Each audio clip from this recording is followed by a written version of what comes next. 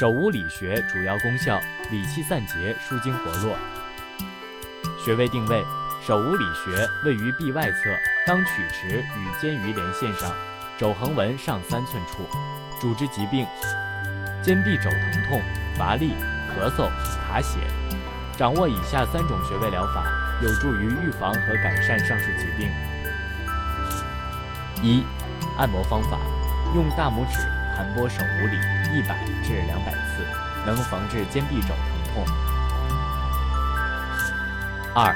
艾灸方法：准备一个打火机，1根艾条，用打火机将艾条点燃，用艾条温和灸5至20分钟，每天1次，可改善上肢臂痛、肘痛、乏力、咳嗽、卡血等疾病。3.